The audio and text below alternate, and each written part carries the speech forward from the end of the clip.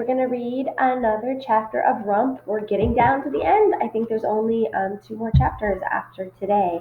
I will try to record all of those today and post them on the remote learning site so that you can listen to the rest of Rump if you're bored over spring break. So, Chapter 30, The Stiltskin. Because Frederick and Bruno were soldiers and something like nobility, they were able to get a carriage with horses from the stable. "Better if we're quick," said Frederick. "I'll send a message to father and tell him you're having a hard time." Bruno snorted. Frederick found a gnome and gave him the message, and then we left. When I had nothing with me, the journey to the troll's forest had taken half a day. He was so slow. But with the carriage, we were there within half an hour. Bruno whipped the horses so they went faster, and we bounced along the road.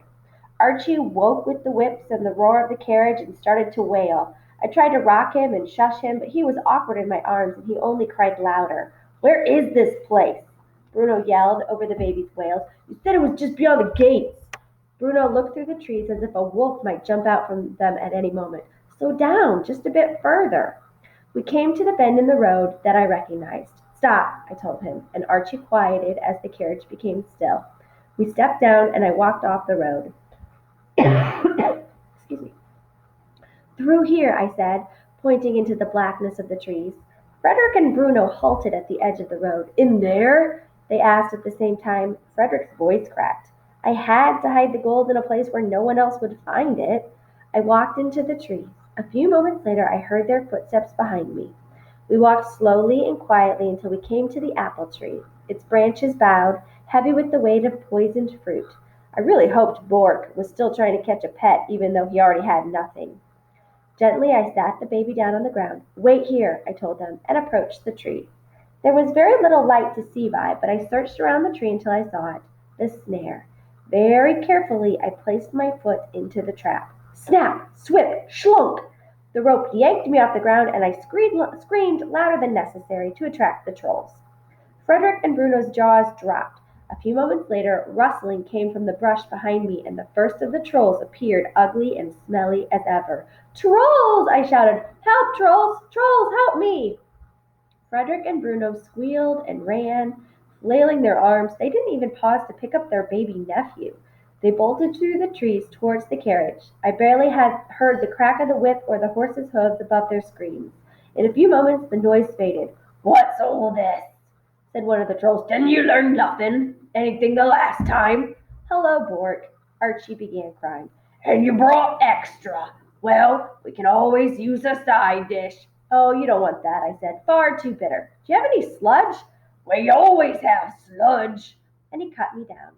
The first part of the plan had worked. I was out of the castle, and Frederick and Bruno were gone. But that was the easy part. Now I had to find a stiltskin before it was too late. Something told me I was in the right place. I was greeted with many snorts and snarls from the trolls. Slop now had a wolf pelt on his head instead of his deer antlers. "How did you get that?" I asked. "He ate the apples," said Slop. "Wolves don't eat apples," Bork corrected. "He died of starvation. Didn't even have any meat on his bones." "'Cause them apples ate it all up with their poison." Slop pushed down the wolf head so its teeth were hanging over his eyes. Then he sniffed me. "You still reek of magic." I wanted to tell him he reeked of troll, but I didn't. Mard hugged me when she saw me, which was comforting despite the smell. "What's this?" she said, pointing to Archie in the basket. "That's Archie," I said without explanation. "He's horribly clean. So are you." Mard took Archie from my arms, and Gorp and Grot tackled me to the ground and smeared mud in my clothes. As I stood up, a fat donkey came trotting towards me. "Nothing!" He brayed and pushed me with his head right back down into the mud. "We named him Horace," said Grot. "He likes to eat worms." I laughed. Nothing's name is Horace and he likes to eat worms? Well, he looked happy. Maybe having a real name made a better donkey. Mard pushed a cup of sludge into my hands. "You need fattening," she said. "You grew." Then she dipped her fingers in the sludge and fed some to Archie. I thought for sure he would start crying, but he didn't. He slurped and gurgled. The young prince had a taste for worms. "This will make him a strong boy," said Mard. "Why'd you have to come back?" said Bork. "And who were those boys?" "Those were the queen's brothers." Can they make gold from straw too? Bork asked. I didn't look too smart. They can't make gold. Neither can the queen.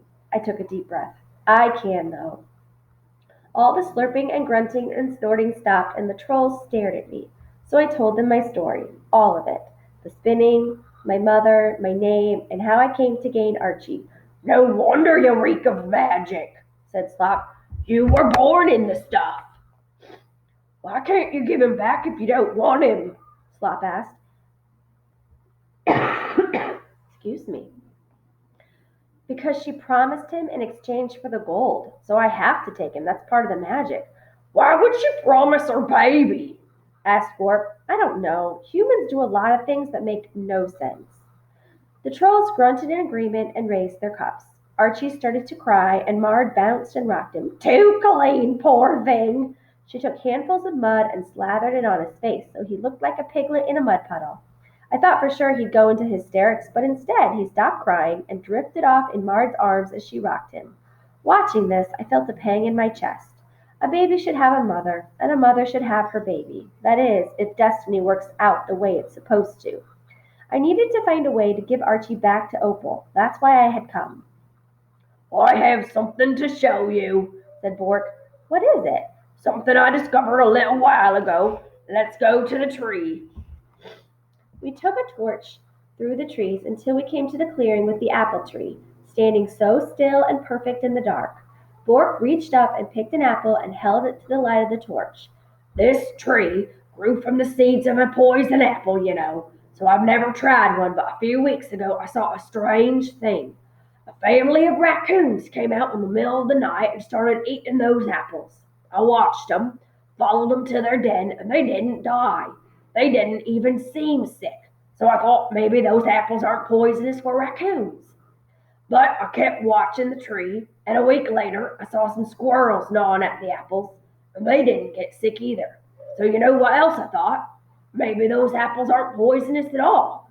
Maybe poison doesn't have to grow from poison. Not always. This tree, I think just maybe it grew the way it wanted to grow. Those seeds, they were stronger than the magic. Without warning, Bork took a bite of the apple. I snatched it and threw it away. What are you doing? He chewed and swallowed, and we waited. My heart pounded as I thought that any moment Bork was surely going to drop dead. He smacked his lips and grimaced. Surely the poison was sinking in now. Not as good as sludge, he said. Well, I just thought that might be useful to you. You can think about it. Think about what? The things you know that you don't know, you know. You're not so bright compared to trolls, but you're a crumb smarter than most humans. Thank you, I said, but I'm not sure I understand. You humans always talk about magic and destiny like it's the most powerful thing in the world, like it controls you. Doesn't it? I guess it does if you want it to. Maybe it does other humans, but you, Rump, you were born with magic. I can smell it stronger on you than on any magical object I've ever found. Even stronger than this tree. But that's the problem, I said. It's the magic that's caused all this trouble. Just like all those things in your hoard caused trouble. I can't do anything about it. It's the people who cause the trouble, Rump, not the magic itself. If you're so full of magic, why should you be helpless? I don't know. I felt dizzy with confusion. Bork handed me the torch. Think about it. It's not so hard. And he walked back into the trees.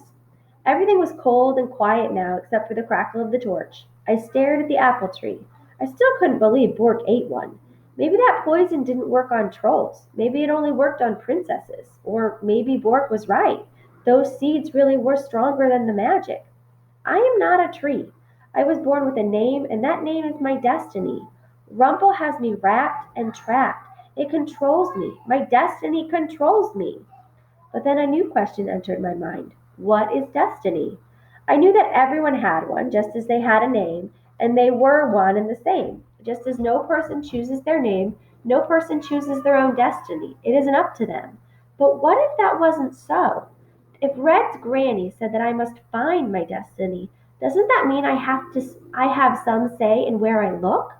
Maybe destiny isn't something that just happens.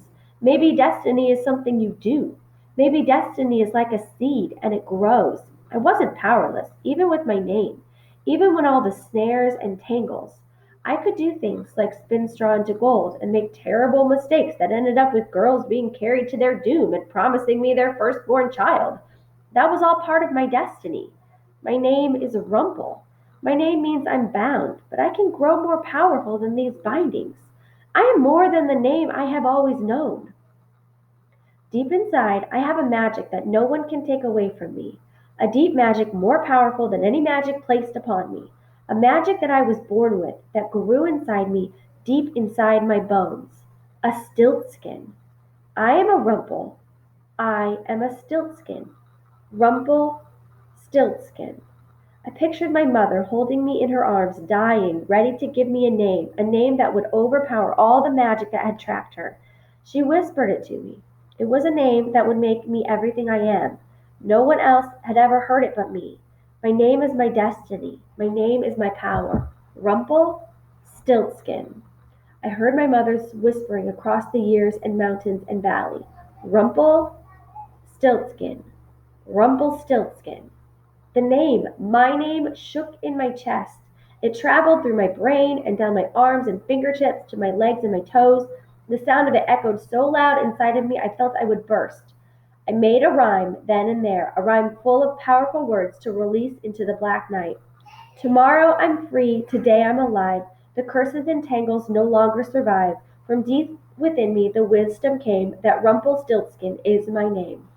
I was a Stiltskin, and that power was greater than the rumble. I felt it now, all inside of me, as if just saying my name out loud had unleashed a force and it was wrapping around the tangles, ready to rip them apart. I picked an apple from the tree and took a bite, sweet juice filling my mouth. I am more powerful than a tree! I shouted into the air, and I laughed and danced. A flickering shadow caught my eye, and I froze mid laugh. Frederick stepped from behind a tree into the clearing, his arms trembling as he held up a bow and arrow. Don't move, he said. Come out, Bruno. He kicked at his brother, who squealed and slid from behind another tree, holding his spear tight to his chest. He was white as the moon and shaken so hard it was as if some outside force were throttling him. Don't move, Frederick said again, pointing his bow and arrow at me. You have to come back with us. You still have to spin all that gold, or your friend is going to get hurt. You're going to get hurt. Frederick took a step forward. Bruno took a step back and whispered, mumbling, Trolls, filthy trolls, cursed trolls. I dropped my apple. I wasn't afraid of Frederick or Bruno anymore. They looked pathetic and small and quivering with their weapons. I was amazed that I had ever been afraid of them, had ever allowed them to bully me. But I also realized I wasn't free yet. I had found my name. I still felt it inside me. The magic of my stiltskin was still rushing through my arms and legs and my brain, making me big and powerful. But the rumple had yet to be untangled. Red was still trapped in the castle. There was still the miller to face. I still had Archie with me, and no one could untangle it all but me.